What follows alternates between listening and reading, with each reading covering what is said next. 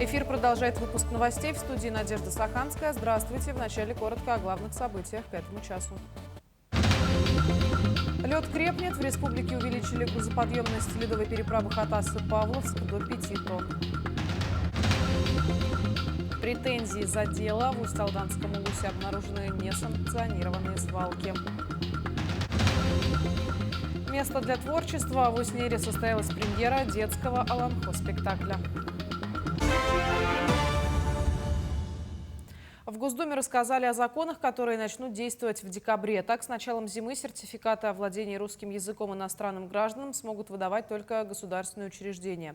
Кроме того, с 1 декабря участники специальной военной операции не должны будут платить 7% исполнительский сбор при взыскании долга. 4 декабря начнет действовать закон о защите от пропаганды осознанного отказа от рождения ребенка. Штраф составит до 5 миллионов. Изменится и требования к интернет-провайдерам. Их обяжут пропускать трафик через средства противодействия угрозам. За неисполнение могут отозвать лицензию. Увеличена грузоподъемность на ледовой переправе через реку Лену по направлению Хатасы-Павловск. Об этом сообщили в Республиканском министерстве транспорта и дорожного хозяйства. Разрешено движение транспорта весом до 5 тонн. На ледовой переправе круглосуточно работают пункты весового контроля, установлены камеры видеонаблюдения. Напомню, что ледовую переправу Хатасы-Павловск открыли раньше запланированного срока 25 ноября. А вот ледовую переправу через Лену по направлению Якутск-Нижний Бестях планируют открыть 5 января. Выезд на лед до официального открытия ледовых переправ категорически запрещен. За нарушение предусмотрены штрафы до 1 миллиона рублей. Свыше 31 километра дорог отремонтировали в Якутске в этом году. Так, капитальный ремонт и реконструкцию провели на 21 объекте по нацпроекту «Безопасные и качественные дороги». Общая протяженность дорог составляет 31,5 километра, из них около 18 с твердым покрытием из асфальтобетона и 13,5 объекты переходного типа. Сейчас строительно-монтажные работы полностью завершены на 15 объектах. На оставшихся подрядчики завершают монтаж линий наружного освещения, дорожных знаков и устраняют замечания комиссии. В Усть-Алданском улусе по итогам выездных обследований инспекторами охраны природы в селе Барагонцы обнаружены несанкционированные свалки. Администрация муниципального района и сельского поселения Мирюнский наслег выданные претенциозные письма по ликвидации отходов. Также по требованию прокурора Усть-Алданского района обследованы объекты размещения отходов Суатунского, Наяхинского и Черектейского наслегов. Должностные лица привлечены к административной ответственности, ведется исковая работа и работа по обустройству свалок. Усть-Алданская инспекция государственного экологического надзора в 2024 году выявлено 4 случая несанкционированного размещения твердых бытовых отходов на земле населенных пунктов. По ходу организации административного следования установлены собственники, ответственные за использование земельных участков, где были размещены отходы. Государственными инспекторами вынесены предостережения о недопущении нарушения законодательства, претензионные письма по устранению, ликвидации отходов. В настоящее время все свалки ликвидированы. В Амге участковые проходят профилактические мероприятия по предупреждению мобильного и дистанционного мошенничества. В связи с участившимися случаями регистрации преступлений полицейские раздают амгинцам листовки, проводят беседы и лекции с пожилыми людьми. В Амгинском районе мошенничество зарегистрировано за 10 месяцев 11 случаев, где общий ущерб от совершенных в отношении жителей района дистанционных хищений составил 20 миллионов рублей. В последнее время мошенники используют биржевые площадки, где предлагают быстрый заработок в виде инвестиций. Я попался на именно инвестициях, попытался торговать на фондовой бирже. Позвонили люди, я зашел через ссылку, попытался, то есть оставил заявку для того, чтобы участвовать в инвестировании. Да? Хочу очень всем посоветовать по каким ссылкам не переходить, ни с кем не общаться в официальных, неофициальных сайтах. Во второй раз в стенах Арктического государственного агротехнического университета проводится слет студентов, посвященный памяти Владимира Егорова, бойца СВО. Соревнования проходили 2 дня, включали в себя как выполнение заданий на физическую силу, так и интеллектуальную игру на патриотическую тематику. В состязаниях участвовали студенты головного вуза, а также команды из улусных филиалов. Команда-победитель будет представлять вуз на городских и республиканских военно-спортивных играх. Патриотический слет у нас посвящен Егору Владимиру Владимировичу, это нашему воину, который работал у нас в нашем университете. И вот в честь его мы сейчас проводим вот этот хороший наш слет. Ну, здесь у нас 8 видов физической подготовки, как командная, так и личная, как и девушек, как и у ребят. И даже совместно у нас есть, вместе они выступают. В Тампонском районе пожарные усилили проведение комплекса профилактических мероприятий по предупреждению пожаров с гибелью несовершеннолетних. В эти дни с профилактической беседой они побывали в селе Дорожников «Теплый ключ». На встрече с ребятами гости рассказали о простых правилах пожарной безопасности, которые необходимо помнить и выполнять в школе и дома, а также об основных причинах пожаров.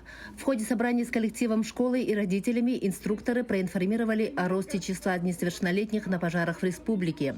Они поговорили о правилах эвакуации детей при возгорании, профилактике пожаров в жилфонде и еще раз повторили алгоритм действий на месте ЧС. В селе Теплый Ключ нет пожарной части. От райцентра 70 километров, поэтому нужно быть особенно бдительными. В Теплоключевской средней школе уделяется большое внимание вопросам профилактики пожарной безопасности, детского травматизма. В образовательном учреждении еженедельно для всех классов проводятся мероприятия по безопасности. В школе есть юные инспекторы дорожного движения. Частые гости – представители ОГПС, ГИБДД, которые проводят различные инструктажи, профилактические уроки. Действует программа для каждого класса. Там детям рассказывают о безопасности, как вести себя во время ледостава, на воде летом, при пожаре. Уроки эти проходят для ребят с 1 по 10 класс. Они очень им полезны, потому что, во-первых, у нас и река рядом. И как вести себя во время ледостава, чтобы не выходили на лед, да, не баловались на дорогах, когда гололедица наступает. В завершении разговора учителям и родителям были вручены листовки «Предупреди пожар, установи автономные дымовые извещатели». Мария Винокурова, село Теплый Ключ, Тампонский район. Ну а в Хангаласском Улусе прошла уникальная научно-практическая конференция под названием «Наследие хангаласских родов через время и пространство». Конференция состоялась в стенах Актемской средней школы и собрала около 200 экспертов и докладчиков, среди которых были как школьники, так и ученые и краеведы. Работа проходила в рамках 6 секций. Например, первая секция была посвящена теме «Хангаласский Улус в древности и до присоединения к российскому государству». Еще одна секция охватывала вопросы генеалогии и топонимики Улуса. По завершении конференции приняли резолюцию, которая отражает итоги и рекомендации участников. Конференция названа очень удачно, я считаю. Дело в том, что Хангаласский улус, он был крупнейшим улусом еще, ну, скажем, в 17 веке у нас появляются первые источники письменные, и на тот момент он входил в число 6 самых крупных якутских улусов. И лидеры этого улуса во главе с Тыгыном, его братьями, они вот как раз сыграли очень большую роль в событиях. И в последующем, в 17-18 веке, происходит такая вот колонизация, миграция хангаласских родов в другие районы Якутии. И вот не случайно сегодня у нас среди гостей присутствуют представители разных улусов, в которых, как они считают, присутствуют потомки вот этих переселенцев, которые когда-то в незапамятные времена обосновались в других улусах. Бердигистякская средняя общеобразовательная школа имени Данилова отметила 125-летний юбилей. На сегодняшний день в школе учатся 742 ребенка, а обучают их около 80 учителей и педагогов. Так, в рамках юбилея состоялись открытые занятия от мечты к реальности, а также презентация книги, посвященная 125-летней истории школы. На торжество пришли ветераны, учителя, проработавшие в этой школе, и выпускники разных лет. Для всех гостей мероприятия проводилась экскурсия по новому зданию. Хоть школа и новая, но чувство ностальгии присутствовала у всех, так как была еще организована выставка старых вещей, книг, тетрадей, учебников выпускников, которые сохранились еще с давних времен. Наша школа одна из старейших в Горном Улусе. В далеком 1899 году на территории Бердигистякского наследия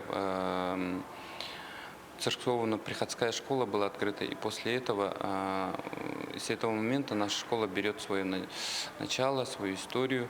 И вот прошли годы, можно сказать, столетия, и сейчас наша школа работает в новом, современном здании, которое было введено в прошлом году.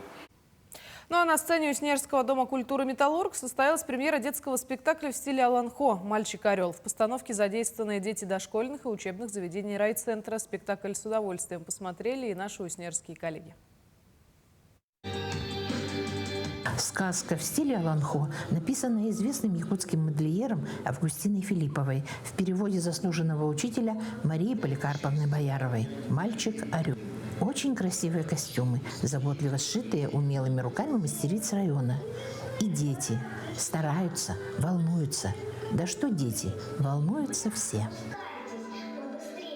Мы долго готовились и очень рады, что сегодня мы выступаем и волнуемся. Это наш первый опыт. Меня зовут Николь, мне 7 лет. У тебя такой красивый костюм. Ты кто? Я Весна.